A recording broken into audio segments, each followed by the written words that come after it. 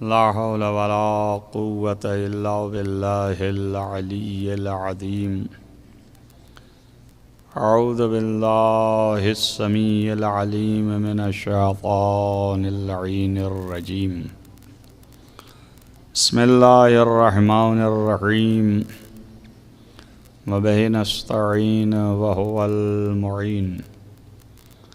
الحمد لله رب العالمين والعاقبة للمتقين والجنة للموحدين والنار للملحدين والمنكرين والصلاة والسلام على سيد الأنبياء والمرسلين خاتم النبيين مولانا مولى الكونين جد الحسن والحسين أبي القاسم محمد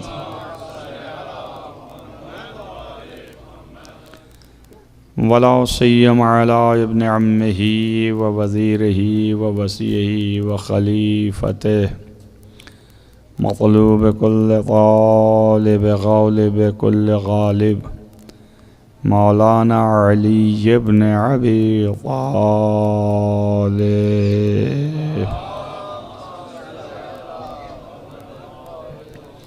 وآلہ الطیبین الطاہرین المعصومین المظلومین الذین اذہب اللہ عنہم الرجس وطہرہم تطہیرا.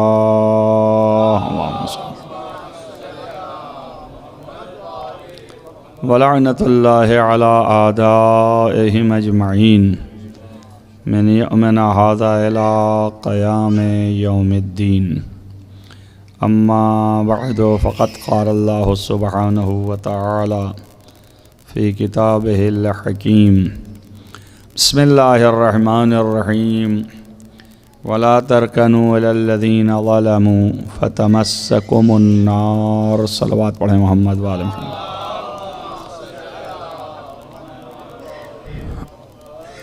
عزیزان گرامی مرتبہ یہ گفتگو آپ کے سامنے جاری و ساری ہے کہ اللہ کا یہ حکم ہے اور نعرہ ہے کہ ظالم کی اطاعت نہ کرو، ظالم کی پیروی نہ کرو، اور اس کی اطاعت اگر تم کرو گے تو پھر ہم جہنم میں تمہیں ڈال دیں گے. یعنی آخرت میں نتیجہ ظالم کی پیروی پر جہنم ہے. لہذا ظالم کی اطاعت نہیں ہونی چاہیے، اس کی فرما برداری نہیں ہونی چاہیے، اس کی پیروی نہیں ہونی چاہیے.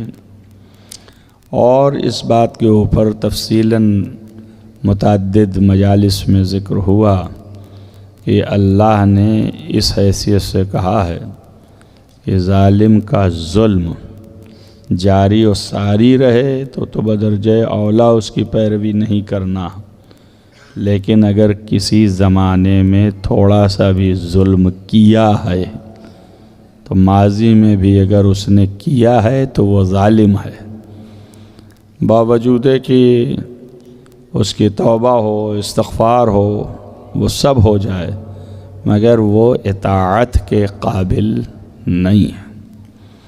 اس آیت کا تو یہی مطلب ہے.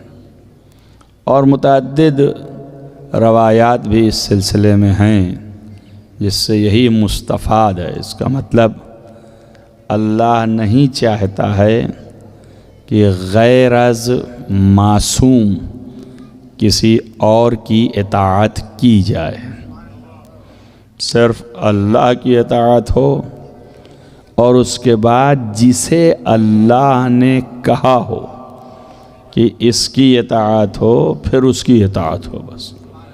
تو در حقیقت اس کی بھی اطاعت اللہ کے حکم سے ہے تو در حقیقت اللہ کی اطاعت ہے، وہ اس ذات کی اطاعت نہیں.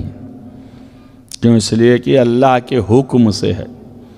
تبھی اس نے کہا ہے کہ من یطع الرسول جو رسول کی اطاعت کرے فقط اطاع اللہ، اس نے اللہ کی اطاعت کر لی۔ تو اس کا مطلب ہو گیا کہ رسول کی اطاعت، جسے اللہ نے کہا ہے کہ تم ان کی اطاعت کرو، تو رسول کی اطاعت ظلم سے محفوظ ہے، اور یہ اطاعت عدل ہے، اور یہ اطاعت حق ہے۔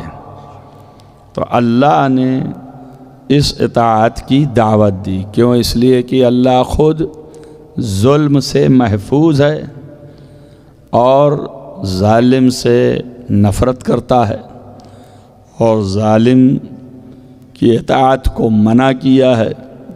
تو جب خود ظلم سے محفوظ ہے اور ظلم سے نفرت کرتا ہے تو وہ کسی کو ظلم کی اطاعت کی دعوت نہیں دیتا، تو اب جس کسی کی اطاعت کی دعوت دے گا وہ شخص بھی ظلم سے مبرہ ہوگا، محفوظ ہوگا۔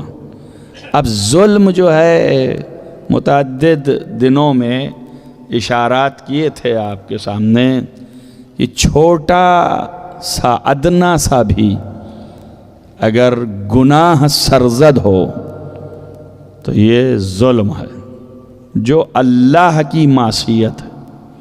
اگر اللہ کی نافرمانی تھوڑی سی بھی ہو تو یہ ظلم ہے۔ اب اس میں ہم آپ سبھی آتے ہیں۔ وہ بات اور ہے کہ اس ظلم کے ہونے سے آپ کے اوپر ظلم کا ٹھپا تو لگا ہے، مگر آپ کو عذاب نہیں ہوگا، اس لیے کہ اس نے ترحم کیا کہ توبہ کرو، استغفار کرو، اور اگر توبہ و استغفار کرنے میں کچھ کمی رہ گئی، جہالت تھی، متوجہ نہیں تھے، تو ایک اس سے بڑا معاملہ دیا کہ اگر اس کو تم اختیار کیے رہو گے تو وہ بھی کام آ جائے گا، مگر وہ حشر میں کام آئے گا۔ وہ بڑا کیا ہے؟ وہ ایک آدمی کی ولایت ہے۔ کہا اگر علی کی ولایت رکھو تو حشر میں جب آؤ گے تو اب ایک چانس یہ رہ گیا ہے کہ یہ شفاعت کریں اور تمہارے گناہ کو بخش دیا جائے۔ ایک صلوات پڑھیے محمد وآل محمد۔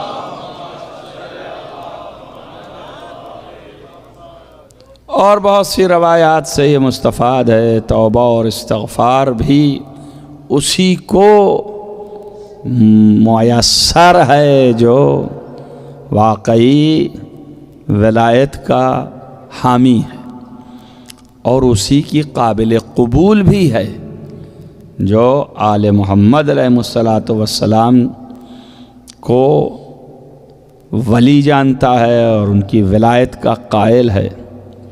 حضرت آدم علیہ السلام سے ایک چھوٹی سی چیز ایسی سرزد ہوئی کہ منع کیا تھا کہ اس طرف نہ جانا قرآن کے لفظوں میں، مگر وہ چلے گئے شیطان کے بہکاوے میں۔ تو اب یہ جو ترک اولا ہوا تو اللہ نے معاف فوراً نہیں کر دیا، بلکہ جنت سے نکال بھی دیا۔ جنت سے آدم اور حوا دونوں نکالے گئے، مشہور ہے اور قرآن کا کھلا فیصلہ ہے۔ اس کے بعد 300 سال تک حضرت آدم جو ہے وہ اللہ سے استغفار کرتے رہے کہ یا اللہ معاف کر دے۔ اب آپ یہ دیکھیے، یہاں پہ کوئی گنجائش ہے؟ اللہ نے آدم کو خلق ہی کیا ہے انسانیت کو چلانے کے لیے، آغاز انسانیت ہے، اور ایک مقصد کے تحت خلق کیا گیا ہے، اور اللہ کے علم میں یہ بھی ہے کہ شیطان یہ کرے گا اور یہ حرکتیں پیش آئیں گی اور پھر آدم یوں کریں گے، سب کچھ ہے نا۔ اس کے باوجود اب 300 سال تک کی روایتیں ہیں کہ وہ استغفار کرتے رہے مگر قبول نہیں ہوا۔ تو اب ان سے زیادہ محبوب کون ہوگا؟ ہم تھوڑی محبوب ہیں اتنا جتنا وہ محبوب ہیں، لیکن ان کی بھی 300 سال تک توبہ قبول نہیں کی اللہ نے. کیوں نہیں کی؟ تو رسول اللہ نے فرمایا کہ اس وجہ سے نہیں کی کہ وہ کسی وسیلے سے نہیں مانگ رہے تھے. اچھا وہ وسیلہ کیا ہے کہ جس کے ذریعے سے مانگنا ہے؟ تب اللہ نے کہا کہ اگر قیامت تک، حشر تک تم استغفار کرتے رہو اور توبہ کرتے رہو تب بھی قابل قبول نہیں ہے، جب تک انہی پنجتن کے وسیلے سے ہم سے نہ کہو گے.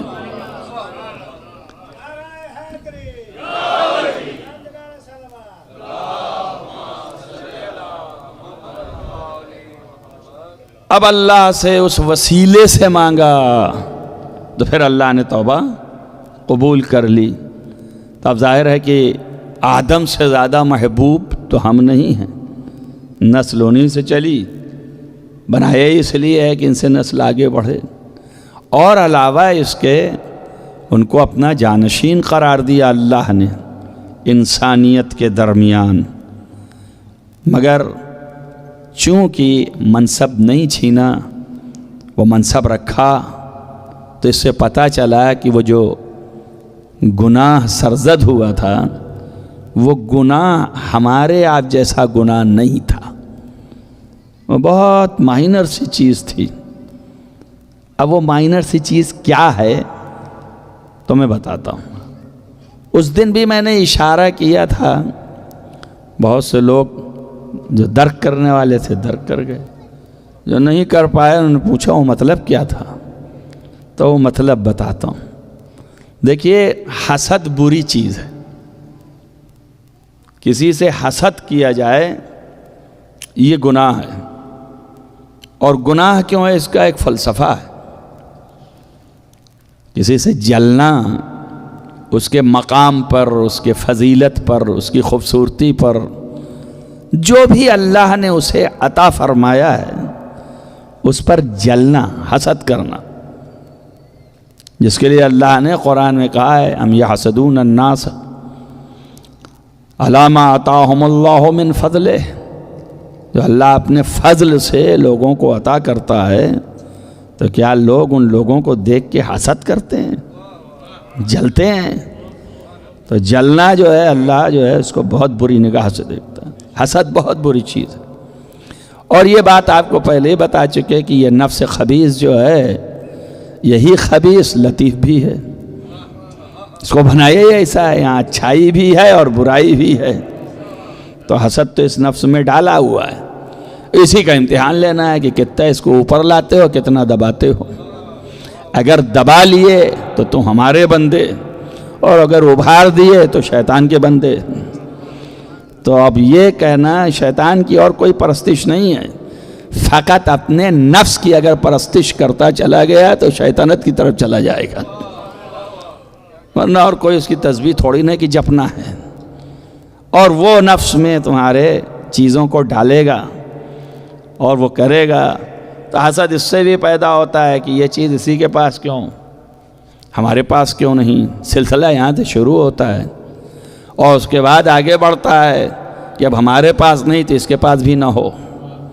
تو اس کے لیے بھی فعالیت شروع ہو جاتی ہے، کام کرنا شروع کر دیتے ہیں. اب جو بھی طریقے ہیں، ہر طریقے سے فتنہ انگیزی سے، دعا تعویذ سے، جس طرز پر سحر جادو سے، جس طرح سے ہو سکے اس کی نعمت کو اس سے زائل کرنے کی کوشش کرتے ہیں.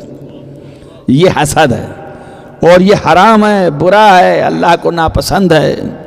اور حاسد جو ہے حسد ہی کرتے کرتے آخری منزل تک پہنچ جاتا ہے. یہاں تک کہ چیز ہی نہیں تنہا چاہتا کہ سلب ہو جائے، بلکہ اس کی جان کو بھی چاہتا ہے ختم ہو جائے.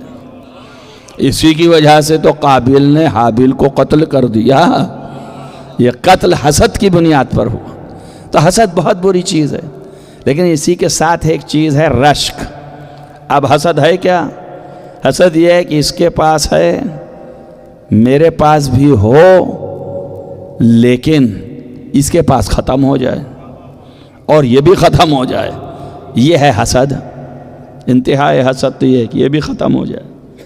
لیکن رشک یہ ہے کہ جو اس کے پاس صلاحیت ہے، کیا کہنا، سبحان اللہ، بہت عمدہ صلاحیت، بڑے فضائل کا مالک، اے اللہ ہمیں بھی مل جائے، یہ ہمارے پاس بھی آ جائے، تو یہ اچھی بات ہے، رشک اچھی بات ہے، اور اسی سے ترقی وابستہ ہے۔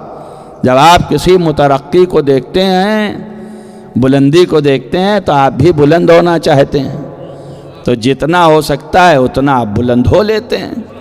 اور کس نے روک رکھا ہے آپ کو؟ آپ بھی ہوئیے، کوشش کیجئے، اللہ مدد بھی کرتا ہے۔ اس لیے رشک اچھی چیز ہے، مگر ایک چیز ہے، اگر کسی چیز کو کہہ دیا جائے کہ یہ تم کو نہیں ملنے والی، تو اب اس کے لیے رشک کرنا کہ ہائے کاش مل جائے، تو یہ جو ہے بدعقلی ہے، اس لیے کہ یہ چیز تو ملنے والی نہیں ہے، آپ کو نہیں معلوم تھا اور آپ کہتے ہیں کاش مل جائے، تو بدعقلی نہیں ہے، کیوں؟ اس لیے کہ آپ کو پتہ ہی نہیں ہے کہ ہم کو نہیں مل سکتی، تو آپ کی عقل میں ہے کہ یہ کاش مجھے مل جائے۔ لیکن جب آپ کو اشارہ کر دیا جائے کہ دیکھو یعنی یہ تمہارا مقام نہیں ہے، یہ تمہیں نہیں ملنے والا، اب اس کے بعد تم چاہو کہ یہ ہم کو بھی مل جائے، تو یہ ہے بدعقلی۔ تو زیادہ سے زیادہ یہی کہیں گے نا کہ بڑے بدعقل ہیں، ان کے اتنی سمجھ بھی نہیں ہے، یار سمجھ کیوں نہیں رہے ہیں؟ یہی تو کہتے ہیں نا آپ روزمرہ میں، بڑے بدعقل ہیں، یہ سمجھ کیوں نہیں رہے ہیں؟ یہ ان کے لیے نہیں ہے بھائی، یہ آپ کا مقام نہیں ہے، کیوں نہیں سمجھ رہے ہیں؟ یہ بڑے بدعقل ہیں، تئی تو کہیں گے نا۔ اب بڑے بدعقل ہیں یہ کہنا، عام گھاس آدمی ہے تو ٹھیک ہے، لیکن اگر کوئی صاحب منصب ہے، صاحب مقام ہے، تو ایک لفظ اور بھی لگاتے ہیں، آپ سے امید نہیں تھی۔ بات بڑھی کہ نہیں بڑھی؟ بڑے بدعقل ہیں، مگر کہا یار آپ سے امید نہیں تھی کہ آپ ایسی حرکت کر جائیں گے، اور اگر کہیں اور اونچے ہوئے تو اب غصہ بھی آئے گا، ہمیں منع کیا تھا اس کے بعد بھی کر گیا۔ سمجھ میں آیا نا؟ یہ تیسرا درجہ پہنچا، اب آگے اور بھی جا سکتا ہے۔ تو اب وہ ایک ایسا مقام تھا شجرہ، جس سے کہا قریب نہ ہونا۔ شجرہ کہتے ہیں ٹری کو، اور ٹری میں شاخیں ہوتی ہیں ادھر ادھر، ایک دن بیان کیا ہے آپ کو۔ تو یہ کوئی خاص شجرہ تھا جسے اللہ نے محمد کو دکھایا، آدم کو دکھایا کہ دیکھو یہ خاص شجرہ ہے، یہ شجرہ تھا محمد کا، یہ ہے محمد، یہ ہے علی، یہ ہے فاطمہ، یہ ہے حسن، یہ ہے حسین، یہ ہے مقام، اور اس کی تمنا کبھی نہیں کرنا، یہ مقام تم کو نہیں مل سکتا ہے۔ اب شیطان نے ورغلایا، اما مانگ کے تو دیکھو، ہو سکتا ہے مل جائے، رائے تو بدلتی رہتی ہے، اور بھائی بہکانے میں کیا ٹائم لگتا ہے؟ جیسے ہی بہکایا ویسے ہی کہا وَلَا تَقْرَبَ هَٰذِهِ الشَّجَرَةَ، اس شجرے کے قریب نہ جانا۔ یہ شجرہ گندم کا نہیں تھا، یہ شجرہ محمد والے محمد کے مقام کا تھا، تو ادھر نہیں جانا۔ اب آدم برگلانے میں آئے، اور حوا جو ہیں آپ جانتے ہیں عورتوں کو، ساتھ میں بازو بن جاتی ہیں۔ صحیح تو کہہ رہا ہے، آپ روزمرہ میں دیکھ لیجئے، کہا صحیح تو کہہ رہا ہے، کیا برا کہہ رہا ہے؟ آپ ہلتے ڈلتے نہیں ہیں، آپ بیلیے ڈلیے، دیکھیے کام ہو جائے گا۔ انہوں نے بھی چڑھایا، یہ چڑھانے میں آ گئے، اور اللہ سے کہہ بیٹھے کہ کاش یہ جگہ مجھے مل جاتی۔ بس جیسے ہی کہا وہی تیسرے والے درجے پہ خود آیا کہ منع کیا تھا، مگر پھر بھی نہیں مانا، اب نکل جائے یہاں سے، تو اس قابل نہیں ہے تجھے منہ لگاؤں میں۔ ایک صلوات پڑھیے محمد والے محمد۔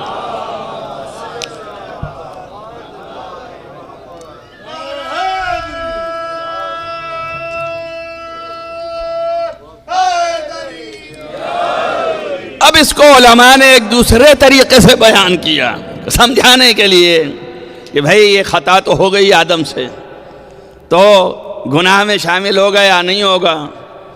تو علماء نے کہا کہ دیکھیے ایسے ہے، فرض کیجئے کسی بادشاہ کے دربار میں سلامی ضروری ہے، جب بادشاہ تخت پر متمکن ہو تو جو بھی آئے عوام کا، رعایا کا، اسے جھک جھک کے سلامی دینا، یہ آداب میں سے ہے، تہذیب میں سے ہے۔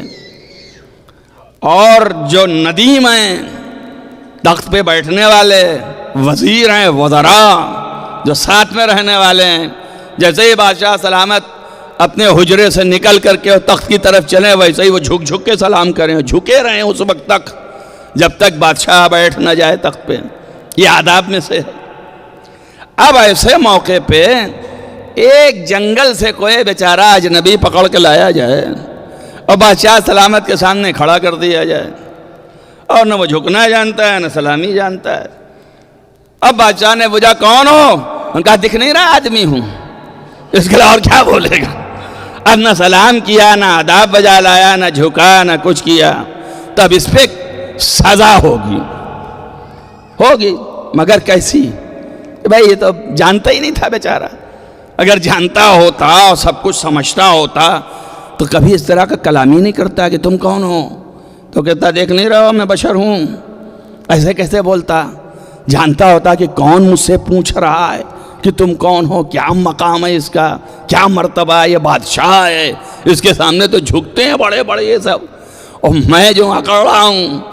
تو یہ بیچارہ جاہل ہے، عاری ہے، تب اس پہ کیا سزا کی جائے؟ تو اس کے لیے یہ عمل معصیت نہیں ہے، گناہ نہیں ہے، یہ عام چیز ہے. اب چھوڑ دے گا بادشاہ، جاؤ ٹھہلو.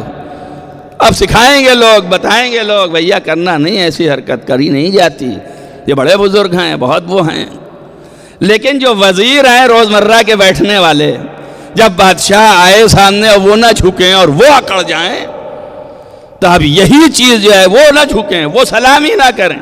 متوجہ ہی نہیں تھے، بادشاہ جیسے ہی آیا ادھر دیکھ رہے ہیں اور سلام ہی نہیں کیا، جھکے نہیں، متوجہ ہی نہیں ہوئے. یہ توجہ خود نہ دینا، یہ خود جو ہے ایک ترک ہے، گناہ. ٹھیک ہے نا؟ اب یہ مگر وہ والا گناہ نہیں ہے جیسے یہی تھوڑی سی چیز اس کے لیے گناہ نہیں تھی مگر اس کے لیے ہو گئی. تو ایک گناہ تو کامن ہے، تو چاہے یہ کرے اور چاہے وہ کرے سب کے لیے ہے نا؟ جیسے زنا ہے، چوری ہے، بڑا کرے چاہے چھوٹا کرے یکساں ہے، تو سزا بھی یکساں ہے. لیکن ایک اس طرح کا گناہ ہے، اگر بڑا کر دے تو گناہ میں شمار ہو جاتا ہے، اور اگر وہ کر دے تو وہ گناہ نہیں ہے. تو اب جو آدم نے کیا وہ مقام کا مانگنا، یوں تو احسان ہے عام کے لیے، لیکن آدم جیسی شخصیت کے لیے بعید تھا، منع کر دیا تھا کہ نہیں مانگنا. تو اب جب ان سے سرزد ہوا تو اسی وزیر کی طرح ہوا جو نزدیکی ہے، ندیم ہے بادشاہ کا، اس وزیر کی طرح ہوا کہ اس نے سلامی نہیں دی. تب بادشاہ یہ بھی سمجھ سکتا ہے کہ ہو سکتا ہے بغاوت کی وجہ سے ایسا کیا ہو سکتا ہے یہ بغاوت کرنا چاہتا ہے، سمجھ سکتا ہے نا. وہ تو کہیے خدا تھا، عام بادشاہ نہیں تھا. خدا تو سب کچھ جانتا ہے کہ کس لیے کیا اور کس لیے نہیں کیا، اس لیے بغاوت میں شمار نہیں ہوا. کیوں؟ اس لیے کہ جان گیا، خدا کے علم میں ہے کہ یہ حضرت ان کو بہکائیں گے، اور جب بہکائیں گے تو میاں بہکیں گے. اسی لیے قرآن نے کہا اِنَّهُ عَدُوٌّ مُبِينٌ، یہ تیرا کھلا ہوا دشمن ہے شیطان، اس کی باتوں کو نہ مان. اللہ تعبد الشیطان، شیطان کی اطاعت نہ کرنا. کیوں؟ اس لیے کہ تمہارا دشمن ہے. کیوں دشمن ہے؟ اس لیے کہ گناہ کی طرف لے جاتا ہے. اب شیطان ظالم ہے، ظلم کرتا ہے، اور ظلم کی اطاعت منع ہے. اس لیے کہا کہ شیطان کی اطاعت نہ کرنا. تب آدم نے جو ترک کیا یہ، تو اللہ نے پھر معاف کر دیا، اور 300 سال تک گناہ کی معافی مانگتے رہے مگر نہیں معاف ہوا. تفسیر در منصور اہل سنت کی کتاب، جس میں پیغمبر سے یہ حدیث ہے کہ پوچھا یا رسول اللہ پھر کیسے معاف کیے گئے؟ کہا اللہ نے جبریل کو بھیج کے تعلیم دی کہ ان سے کہو جب تک تم محمد، علی، فاطمہ، حسن، حسین کا واسطہ نہ دو گے اس وقت تک تمہارا گناہ معاف نہیں ہوگا. ایک صلوات پڑھیں محمد وآل محمد. اب ظاہر ہے کہ میں اس طرح نہیں پڑھ رہا ہوں، آپ کو بالکل سادہ سادہ کی سمجھ جائیں. وہ طریقے اور ہیں، وہ لوگ اور ہیں، وہ جگہیں اور ہیں، مگر اتنا تو سنی لیں کہ جب آپ کے بابا جو ہیں وہ معاف نہیں کیے گئے بغیر پنجتن کے وسیلے کے، تو آپ کہاں امید لگائے بیٹھے ہیں کہ وہ اللہ ہی اللہ کر لیں گے، اللہ ہی اللہ کر لیں گے؟ اگر اللہ ہی اللہ کے چکر میں رہو گے تو اتنی پٹائی ہوگی کہ اس دن یاد آئے گا کہ اب کون ہے دائیں بائیں جھانکیں گے۔ اور نہیں یقین تو قرآن پڑھ لو، قرآن میں وہ کہے گا کاش میں اپنے دوست کی بات نہ مانتا، میں انہی کی سنے ہوتا جو محمد مصطفیٰ نے کہا تھا۔ ایک صلوات پڑھیے محمد والے۔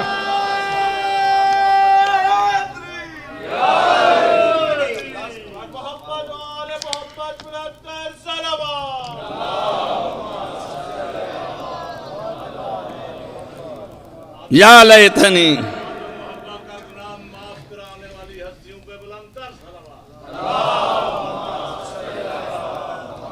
مضبوط اور زوردار صلوات۔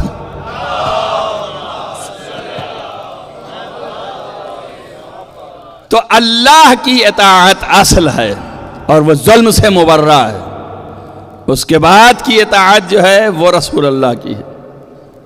اور اس نے فرمایا یا ایھا الذین آمنوا اطیعوا اللہ واطیعوا الرسول۔ اب اس کے بعد قرآن نے اس کو بھی کہا کہ خالی نہیں ہے یہ اطاعت، تم اگر کرو گے تو تم کو نعمتوں سے سرفراز کر دوں گا، بھر دوں گا۔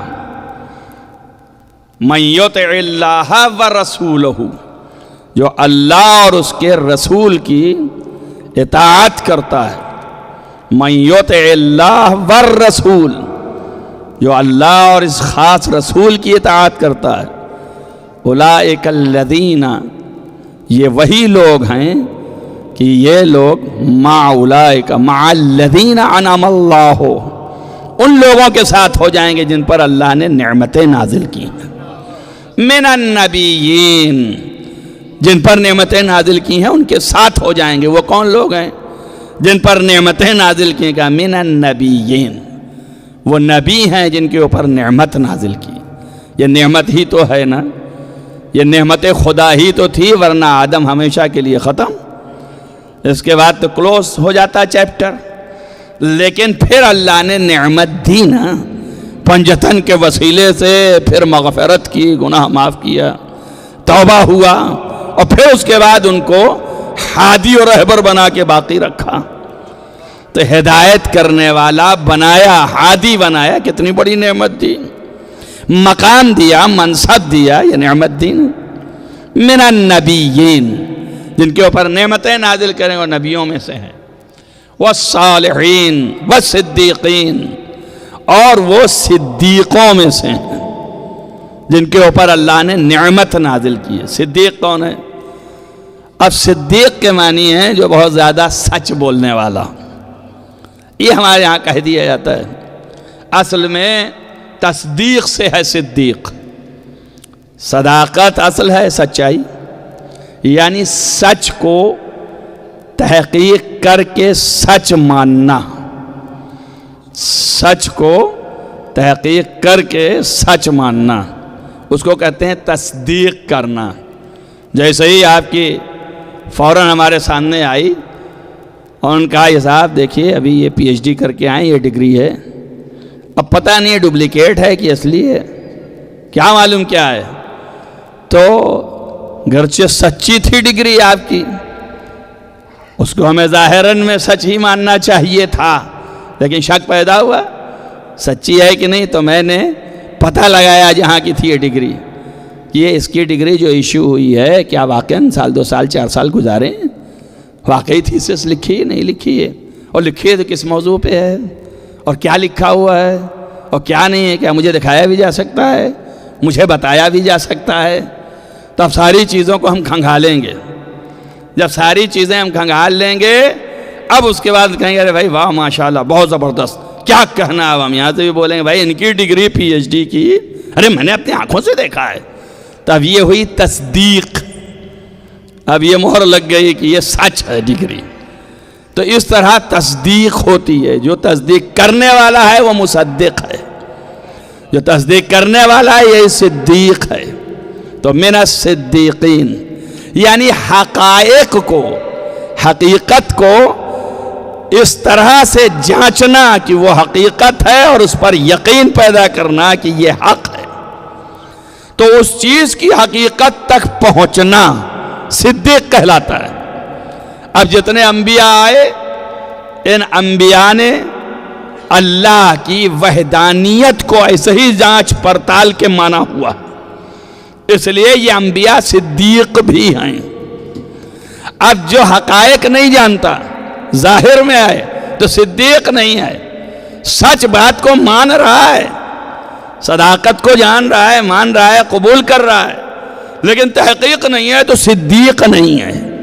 نام رکھنے تو صدیق ہی ہے، کوئی بھی صدیق ہو جائے، سے بحث نہیں ہے، لیکن جانتا نہیں ہے تو صدیق نہیں ہے، حقائق سے واقف نہیں ہے تو صدیق نہیں ہے۔ اور گہرائی تک جائیے گا، کون سے حقائق؟ جو اصلی چیزیں ہیں جب تک ان حقیقتوں سے واقف نہیں ہے تو صدیق نہیں ہے۔ توجہ ہوئی یا نہیں ہوئی؟ اب پیغمبر جو یہاں پر آئے اور انہوں نے کہا ہم اللہ کے نبی ہیں، تو اب جو ان کی تصدیق کرے گا وہ صدیق ہوگا۔ اب تصدیق وہی کر سکتا ہے جو ان کی اصلی حقائق سے واقف ہے، تو جو نہیں ہے وہ صدیق بن سکتا ہے مگر صدیق ہے نہیں، اس لیے کہ اصلی حقائق سے واقف نہیں ہے۔ جو واقف ہے وہی تصدیق کر سکتا ہے۔ اب اس کے لیے میں آپ کو بتاتا ہوں، ترمذی کے لکھنے والے جو ہیں وہ یہ حدیث لکھتے ہیں کہ پیغمبر نے فرمایا ہے کہ ما رآنی، کسی نے بھی نہیں دیکھا اس حقیقت کو، حقیقتی التی خلقنی اللہ علیہا، اس حقیقت کو میری کسی نے نہیں دیکھا غیر علی ابن ابی طالب، سوائے علی کے کسی نے میری حقیقت کو نہیں دیکھا۔ توجہ کریں آپ، ارے جاننا تو دور کی بات ہے، یہ دیکھنے کی بات کر رہے ہیں۔ تو حقیقت وہی دیکھ سکتا ہے جو یا اس سے پہلے ہو یا اس کے ساتھ ہو۔ ایک صلوات پڑھیے محمد والے محمد۔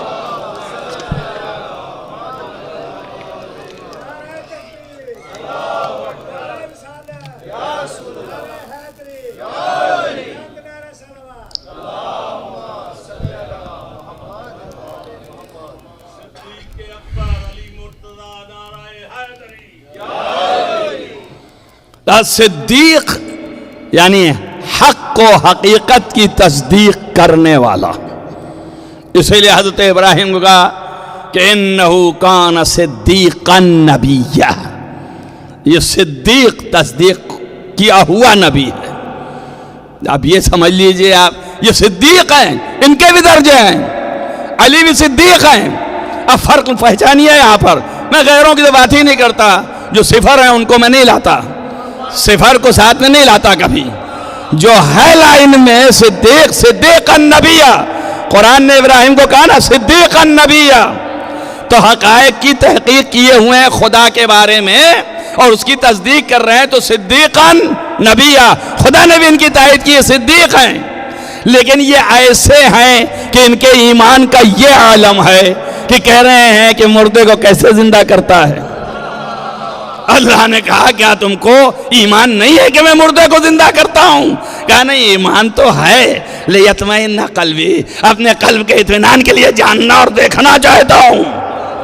توجہ کریے آپ، ایمان ہے مگر اطمینان نہیں ہے، اور علی کو اتنا اطمینان حاصل ہے یہ کہہ رہے ہیں نظروں کے سامنے سے پردے ہٹ بھی جائیں تو فرق نہیں آنے والا۔ صلوات پڑھو محمد والے محمد۔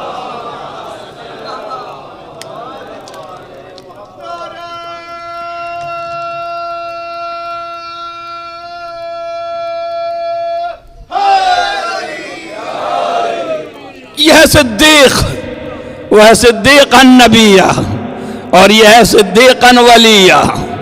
یہ علی کی صداقت اور صدیقیت ہے، اور وہ ابراہیم کی صدیقیت ہے۔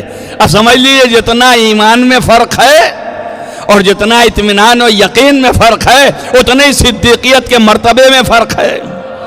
اب تو سمجھ میں آیا اللہ پیغمبر جب علی کے برابر نظر نہیں آتے تو یہ ہما شما جو بدو ہیں عرب کے، ان کو کام مقابلے میں لا سکتے ہیں؟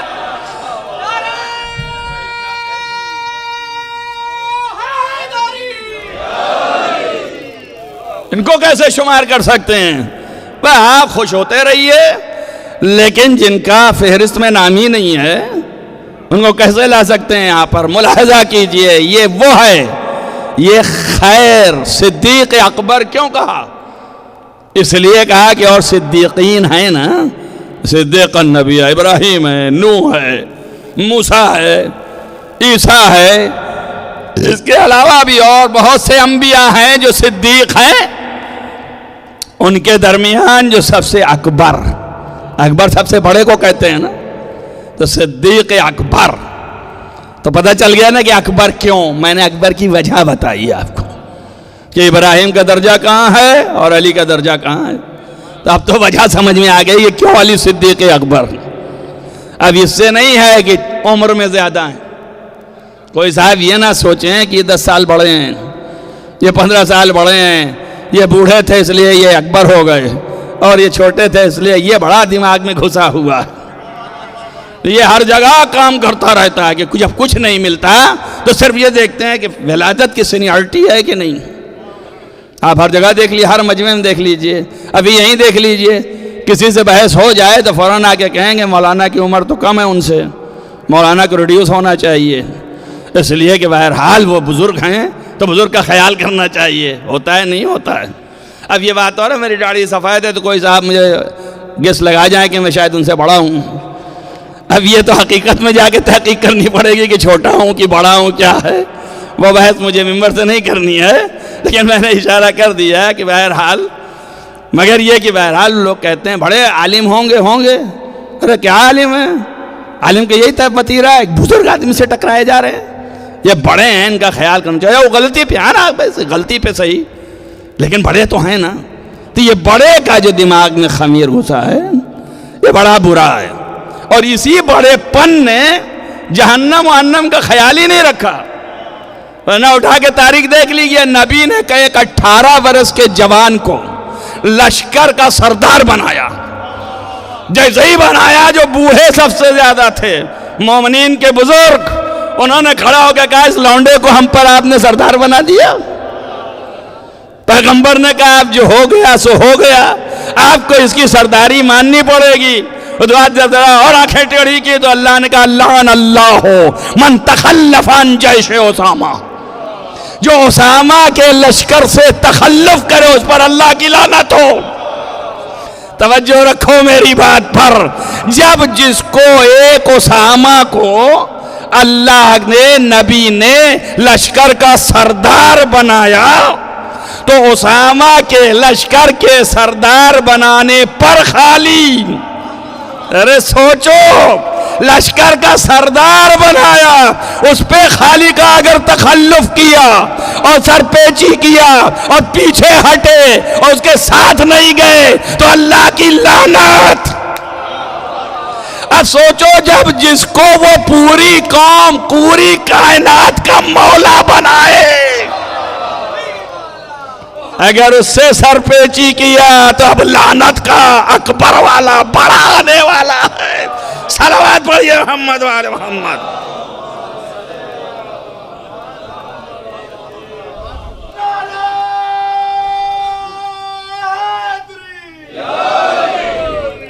اب پتہ نہیں بڑا لعنت کیا ہوتی ہے، مجھے نہیں پتا، لیکن عربی میں ایک لفظ آئی ہوئی ہے، کہیں کہیں پہ آیا ہے اللہم لعن لعنا کبیرہ، اللہم لعن لعنا وبیلا۔ توجہ کریں، اب یہ اضافہ کیوں ہے؟ عذابا علیما ولعنا وبیلا، اس کا مطلب یہ اضافہ بتا رہا ہے کہ بڑا والا ہے۔ ابھی ہم چھوٹا والا کہہ رہے ہیں تو آپ پریشان ہو جاتے ہیں، ہمیں بڑا والا تو سنبھال بھی نہیں پائیں گے آپ، ہے نا؟ سمجھ میں آیا نا کیوں بڑا والا؟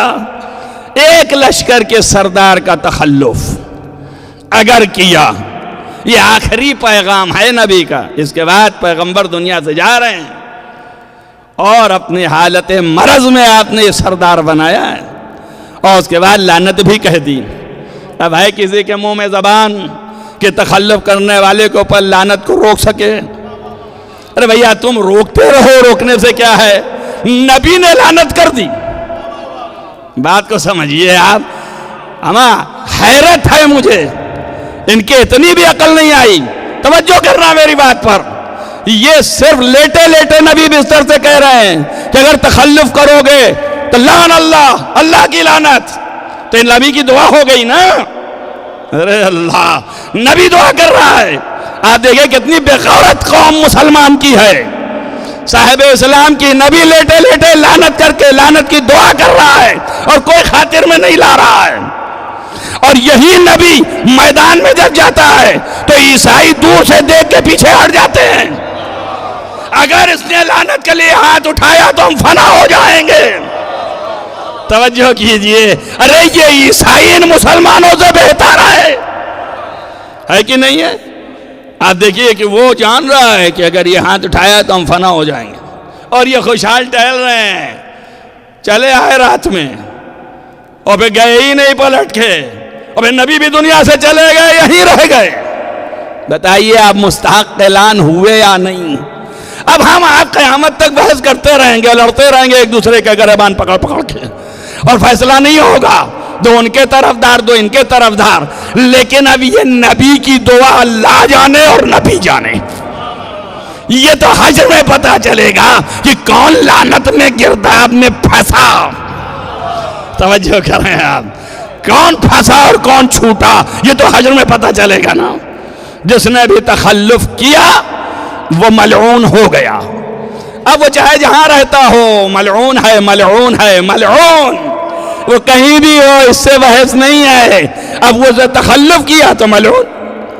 اب وہ نبی کی زبان پر جب ملعون تو خدا کی زبان پر ملعون. اور اس کا اثر وہیں دکھائی دے گا. یہاں تو پتہ نہیں چلے گا. یہاں تو جھگڑے، یہاں تو عقلی گدے ہیں، سے بحثیں ہیں، مقابلہ آرائی ہے، اور اس کے بعد جھگڑے ہیں. اس سے آگے کچھ بھی نہیں ہے. حقائق کون ماننے کو تیار ہے؟ ورنہ حقائق تو سامنے ہے. نبی نے اعلان کر دیا تو اللہ نے قبول کر لیا. اب جب اللہ نے قبول کر لیا تو ٹھیک ہے. اب وہ کہنے لگے آپ کیسی باتیں کرتے ہیں، آپ کے ہوش حواس صحیح ہیں؟ ایسا لوگوں کو کہنے لگتے ہیں. ارے دیکھیں کتنے آرام سے ہیں، کتنے یہ ہیں، کتنے وہ ہیں. اما یار ہمارے سامنے اگر یہ چیزیں نہ ہوتی تو ہم بھی تمہارے جیسے بے ایمان ہو جاتے. ارے بھائی شیطان سے زیادہ بڑا کوئی لعین تھا. اما جب شیطان لعین ہو کر کے اتنی عمر پا گیا اور ٹہل رہا ہے کچھ نہیں ہوا تو غیروں کا کیا شمار ہے؟ تب ایک تو نتیجہ نکل ہی آیا کہ اصل میں لعنت کی جو اصلی سزا ہے اس کا دن ایک مقرر ہے. اس میں نہ شیطان نہ شیطان والے سبھی پہلے جائیں گے. سب لوگوں کے ساتھ ایک ہی طریقے سے عذاب ہوگا. ایک صلوات پڑھیے محمد وعلی محمد. دشمنان اہل بیت پہ لعنت، حق کے زہرا کے غاصبوں پہ لعنت، در زہرا کو جلانے والوں پہ لعنت. نعرہ صلوات. یہ عظمت ہے ان لوگوں کی. تو وہ شخص جو رسول کی اطاعت کرے. لفظ اطاعت پر غور کیجئے گا. یہ اطاعت کی لفظ کے معنی ہے فرما برداری. اردو میں دو لفظ ہیں. ایک لفظ ہے پیروی اور ایک لفظ ہے فرما برداری. اور عربی میں بھی دو لفظ ہیں. ایک لفظ ہے اطاعت، تو اطاعت کو کہتے ہیں فرما برداری. اور ایک لفظ ہے اتباع، اتباع کو کہتے ہیں پیروی. اتباع کے معنی پیروی، یعنی نقش قدم پر چلنا. تو پیروی تو پیر سے ہوتی ہے نا، اس لیے پیروی ہوئی. اور فرمان زبان سے ہوتا ہے، اس لیے فرما برداری ہوئی. تو اللہ کی اور رسول کی جو اطاعت کرے وہ ان لوگوں کے ساتھ ہوگا جن کے اوپر نعمتیں نازل کی گئی ہیں. اب ہم آپ کو ایک ایک کہاں کہاں تک سجھائیں گے کہ اس نے اطاعت کیا، فرما برداری کی، قول رسول کو مانا، حکم رسول کو مانا. رسول نے کہا لعنت ہے اس کے اوپر جو تخلف کرے، تو مانا نہیں مانا نا. پھر میں کہتا ہوں مر جاتے مگر وہیں پر رہے آتے، پلٹ کے ادھر نہ آتے مدینے کی طرف. بھلے 10 کلومیٹر دور جا کر کے رسول کا انتقال ہو گیا، رحلت ہو گئی سرکار کی، پردہ فرما گئے، لیکن وہیں رہتے چاہے جتنے بڑے عاشق تھے، کوئی مسئلہ تھا تبھی تو نبی نے نکال دیا۔ آپ نہیں چاہتے ہیں کہ میرا دم نکلے تو یہاں رہیں، تبھی تو کہا نا باہر جاؤ، لیکن نہیں مانے، پلٹ آئے اور آگے بیٹھ گئے مدینے میں۔ اب یہ جو آئے یہ سب ملعون ہو گئے نا، کیوں؟ اس لیے کہ فرما برداری نہیں کی۔ قول میں فرما برداری ہے تو فرما برداری بہت ضروری ہے۔ تو جس قول کا انکار ہو وہ فرما برداری سے خارج، اب جب فرما برداری سے خارج ہے تو کہیں ملعون ہے، عذاب کا مستحق ہے، کہیں پہ توبہ اور استغفار ہے۔ وہ درجات ہیں، وہ جگہیں ہیں، ان میں یہ جگہیں آپ کو بتا دی، جہاں جہاں نس ہے عذاب کی وہ عذاب بتا دیں گے، جہاں پہ نس نہیں ہے چانس ہے، ہو سکتا ہے کہ توبہ کر لینے میں، استغفار کر لینے میں بچ جائیں۔ تو یہاں پہ چونکہ نس نہیں وارد ہوئی ہے تو اب شک ہے کہ اس میں بچیں گے کہ نہیں بچیں گے، تو وہاں پہ توبہ کر لیں گے، استغفار کر لیں گے، اور چانس ہے ہمارے بچنے کے۔ باقی فیصلہ تو اللہ کے ہاتھ ہے، میرے ہاتھ میں نہیں ہے۔ کوئی بھی دنیا میں داور محشر نہیں ہے، ہم یہاں آپ کو محشر کی خبر دینے آئے ہیں، صرف یہ بتانے آئے ہیں کہ ہوگا کیا وہاں، لیکن یہ خبر نہیں دینے آئے ہیں کہ آپ بری ہو کے نکل جائیں گے۔ یہ جو ہم خبر دے رہے ہیں ہم خود اپنے لیے بھی نہیں جانتے ہیں نکل جائیں گے کہ نہیں نکل جائیں گے، اس کا فیصلہ نہیں کر سکتے۔ اب یہ تو میرے قلب کی حالت اور جن سے میرے تعلقات ہیں وہی جانتے ہیں کہ میں نکل پاؤں گا کہ نہیں نکل پاؤں گا۔ حشر میں جب میں کھڑا ہوں گا، نام لیا جائے گا، تب میرے جتنے تعلقات ہیں، جس طریقے سے میرے وتیرے رہے ہیں اللہ کے سامنے، وہ سب عیاں ہوں گے۔ تو پھر ایسے بھی ہیں کہ جن کے لیے قرآن نے کہا ہے کہ یومئذ لا یسأل عن ذنبہ انس ولا جان، اس دن کچھ لوگ ایسے ہوں گے انسانوں میں اور جناتوں میں سے کہ جن کے گناہوں کو پوچھا ہی نہیں جائے گا۔ توجہ کرو میری بات پر، اگر یہ کہا جاتا کہ بھائی صاف ہیں یہ، صاف ہیں یہ، تو یہ تو لے جائیں گے، تو گناہ لانے کی ضرورت کیا تھی؟ اللہ کہتا ارے بھیا کچھ لوگ ایسے متقی ہیں کہ حشر میں یہ متقی ایسے ہی جنت بھیج دیے جائیں گے۔ دیکھیے لفظ پر غور کیجئے، اللہ کہہ رہا ہے کچھ ایسے انسان اور جنات ہیں کہ جو گنہگار ہوں گے، مگر ان کے گناہوں کا کوئی سوال نہیں ہونے والا۔ اب لے جائیے قرآن کو کہاں لے جائیے گا؟ یہ سورہ رحمان ہے، ہم کو تو پیٹ دیجئے کہ آگے حوالہ دے رہے ہیں اور جنت بھیجے دے رہے ہیں اور سب کو کھڑے کیے دے رہے ہیں، ارے کیسی تبلیغ کر رہے ہیں، اب قرآن کو کیا کرو گے؟ قرآن کہتا ہے یومئذ لا یسأل عن ذنبہ انس ولا جان، یعنی یہ گنہگار ہوگا، ایسے گنہگار کے گناہ کے بارے میں بھی نہیں پوچھا جائے گا۔ توجہ کیجئے، یہ کون لوگ ہیں جن کے گناہ کے بارے میں نہیں پوچھا جائے گا؟ اب خدا جانے کون ہیں، لیکن ایک جگہ ایک روایت میں اور بھی ملی کہ کچھ لوگ ایسے بھی ہیں کہ جن کو فرشتے کھینچ کے جنت کی طرف لے جا رہے ہوں گے۔ سیق الذین، ان لوگوں کو اللہ کے فرشتے کھینچ کے الی الجنہ، جنت کی طرف لے جا رہے ہوں گے، اور یہ چھوڑا رہے ہوں گے فرشتوں سے اور کہہ رہے ہیں مجھے جنت نہیں جانا ہے۔ ارے کیوں نہیں جانا؟ کہا جس کے سامنے کھڑے ہیں وہ اسی کی زیارت کرنی ہے۔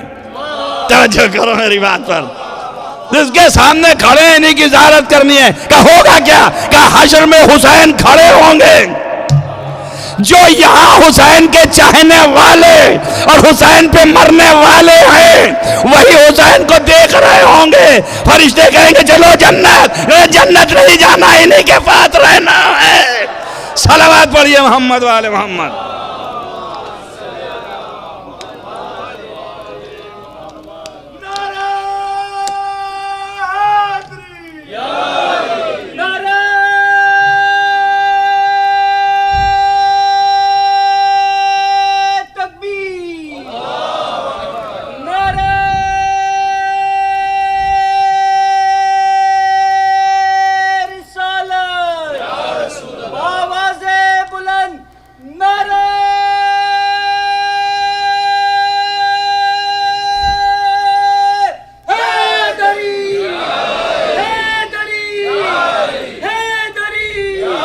بس ختم کیا مجلس، توجہ کریں آپ، یہ آیت دونوں ساتھ ساتھ ہے.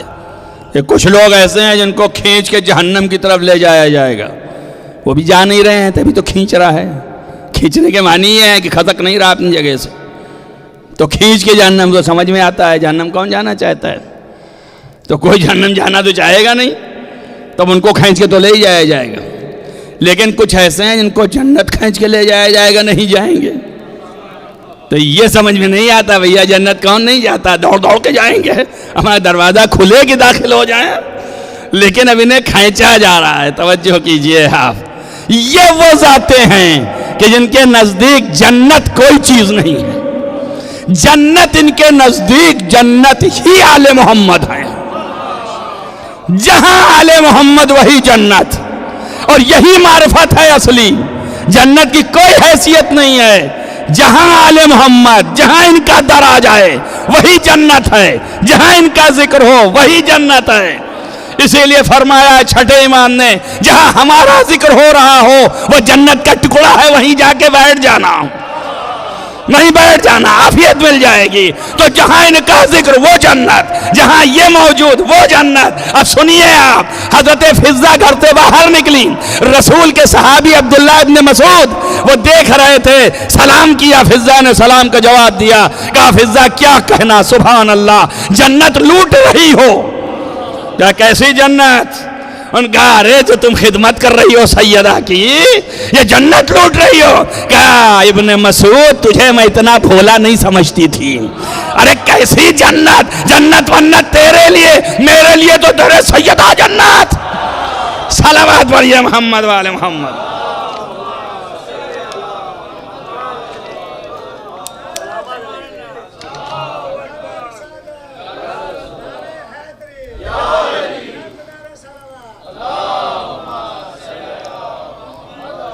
ایسے ہیں کہ لا یسألو عن ذنبہ انس ولا جان، سورہ رحمان.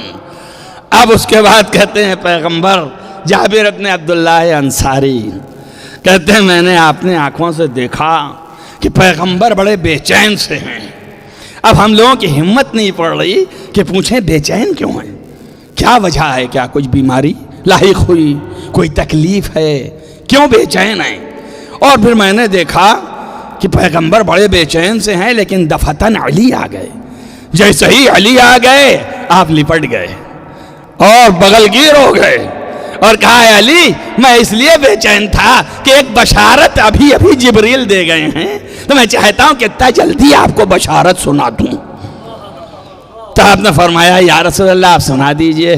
کہا علی کیا بتاؤں، یہ جو تمہارے چاہنے والے محب ہیں، انا محبو کا، یہ جو تمہارے چاہنے والے محب ہیں، ان کے لیے جبریل کہہ کے گئے ہیں.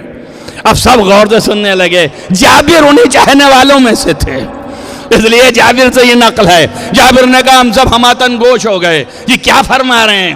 کہا جبریل کہے گئے ہیں کہ جنت میں ایک جگہ ہے اور اس جگہ پر ایک کنواں ہے، اس کا نام تسنیم ہے، اور اس میں 2 نہریں نکلتی ہیں، اور ان نہروں میں سارے کائنات کی کشتیاں ڈالی جائیں تو سب سمٹ جائیں، اتنے وسیع ہیں.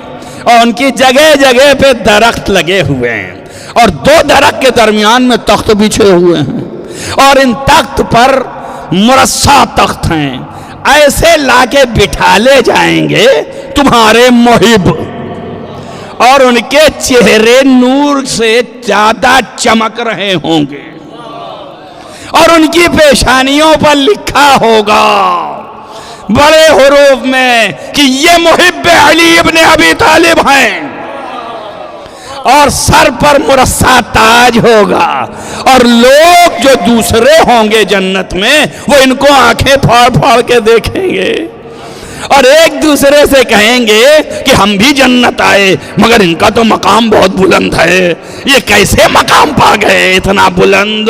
کہا بھائی یہ تو ان سے پوچھو کہ یہ کیسے پا گئے. جب انہوں نے نظر غور سے ڈالا تو دیکھا کہ محب علی لکھا ہے.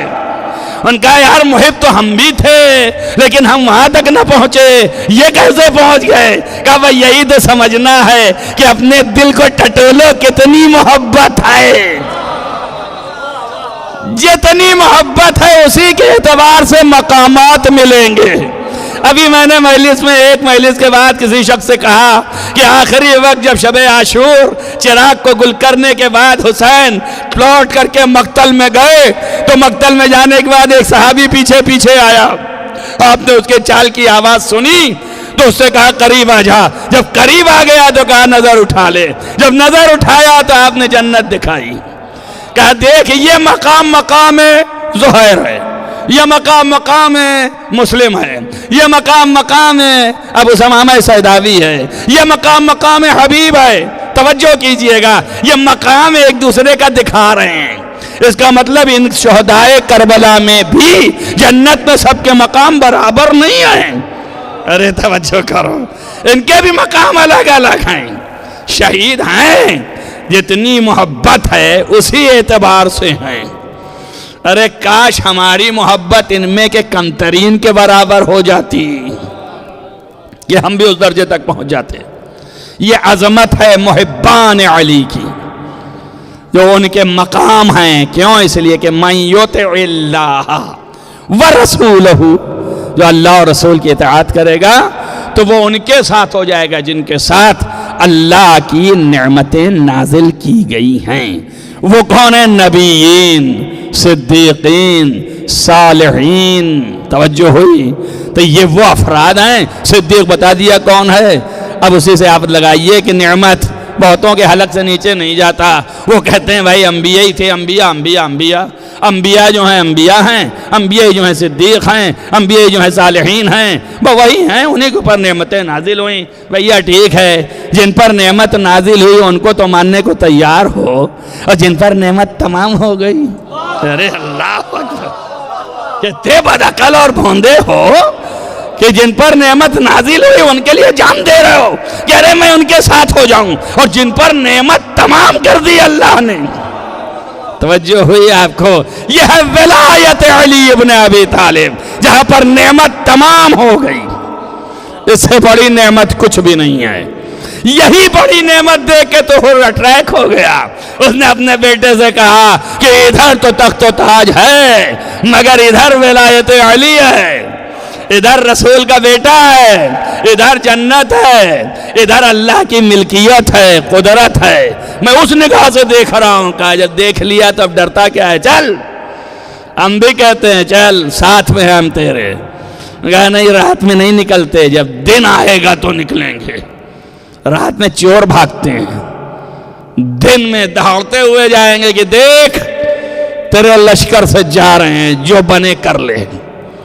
یہی شجاعت ہے، اسی کو شجاعت کہتے ہیں۔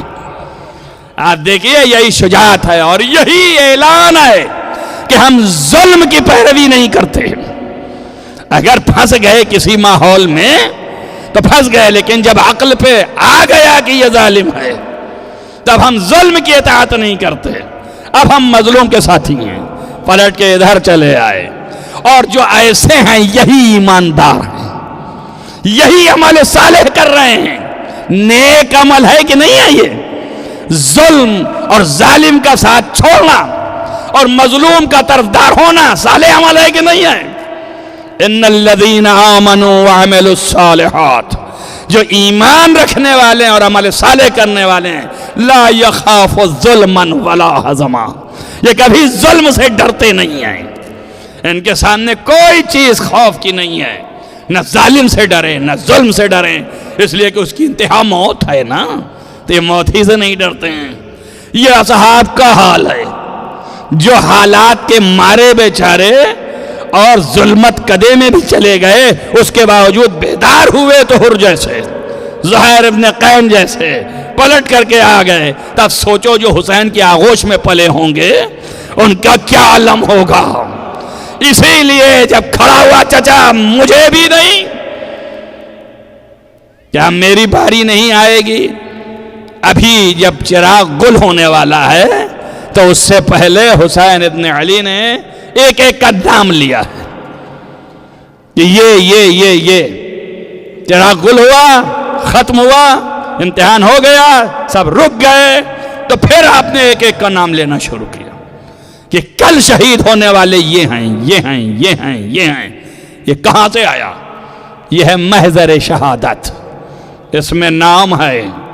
جیسے ہی نام پڑھنا شروع کیا، زہر کا، حبیب کا، حر کا، ایک ایک نام لیتے چلے گئے۔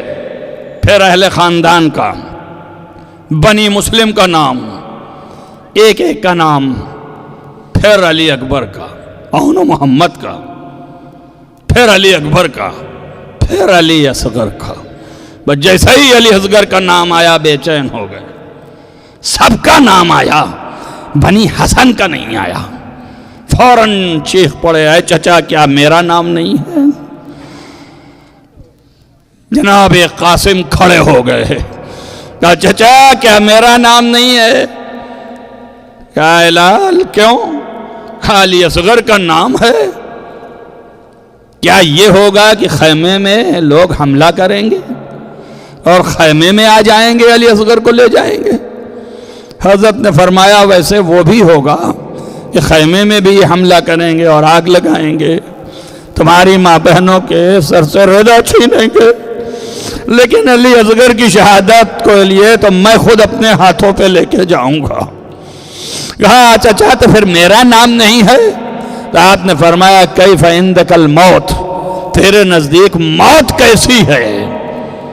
تو فوراً جواب دیا احلی من العسل، شہد سے زیادہ شیرین۔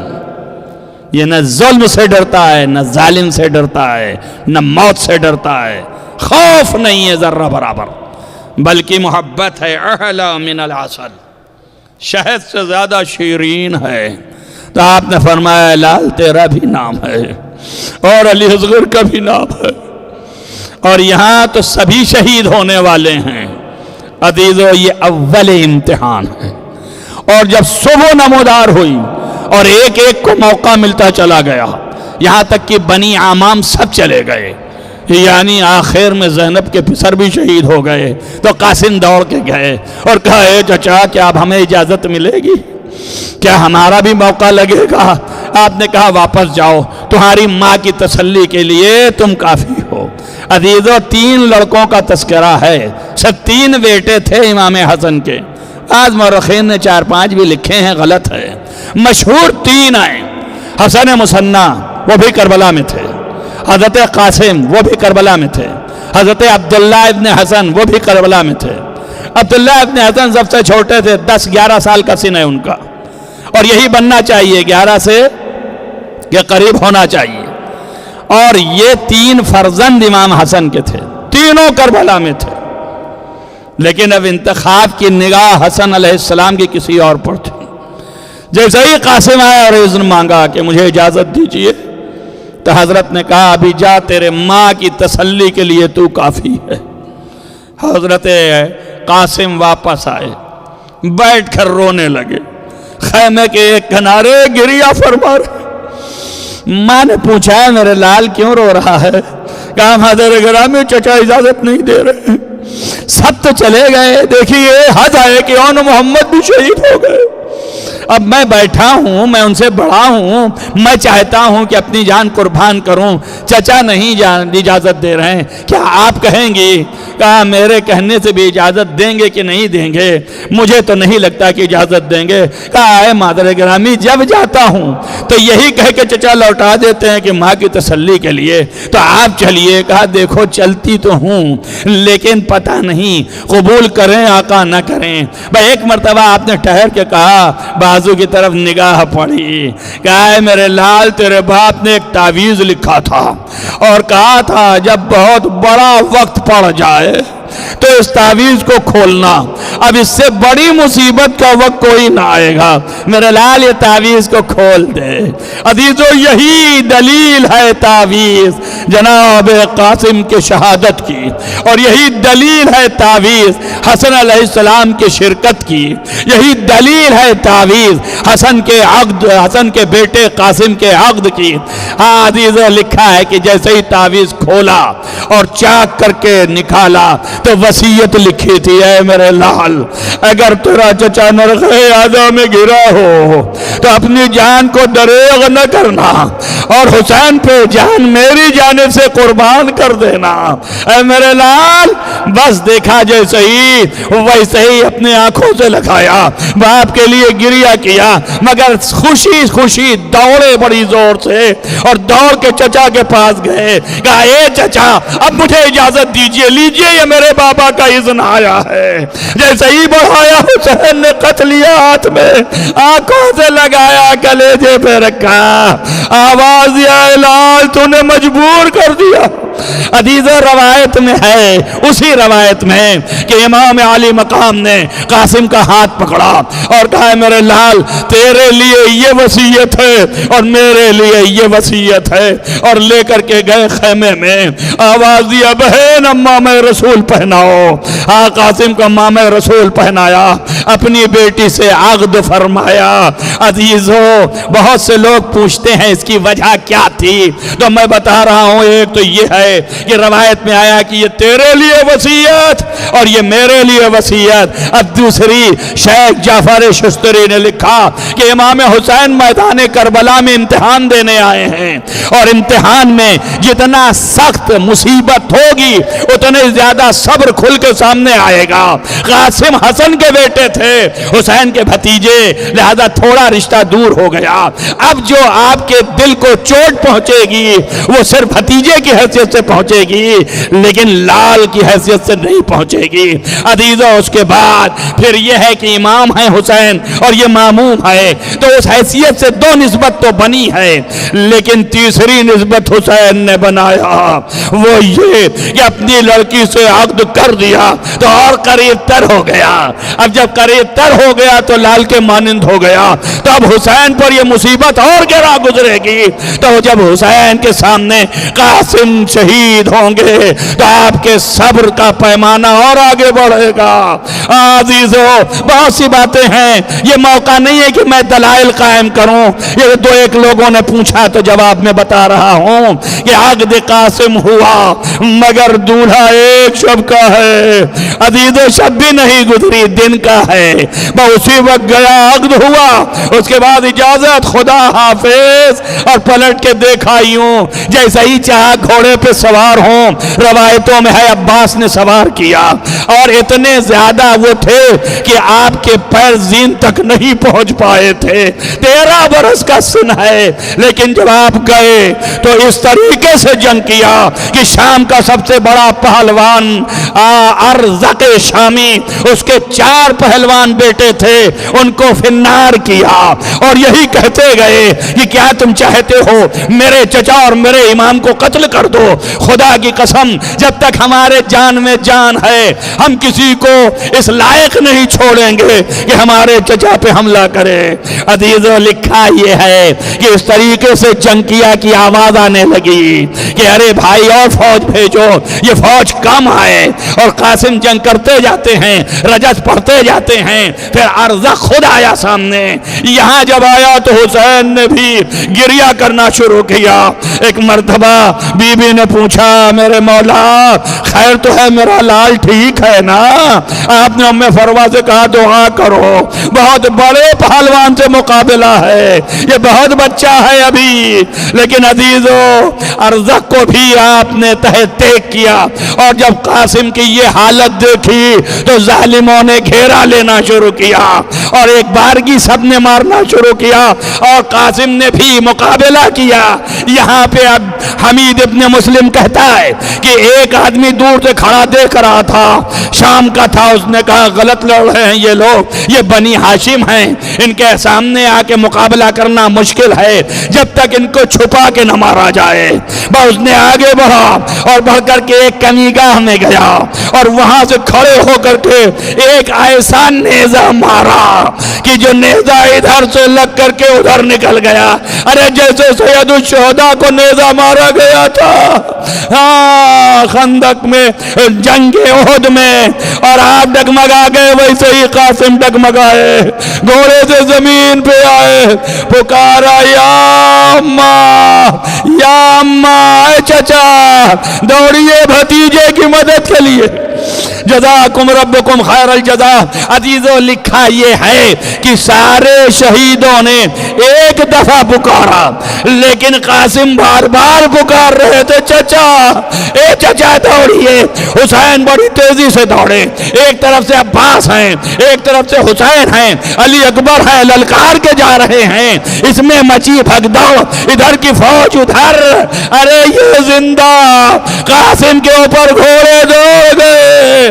عزیز اتنا ملا کہ جب حسین پہنچے تو ایک ایسے میت پر جس کے ٹکڑے ہو رہے تھے لپٹ گئے، کہا میرے بھتیجے تیرا چچا شرمندہ ہے، تو نے پکارا مگر پہنچ نہ سکا۔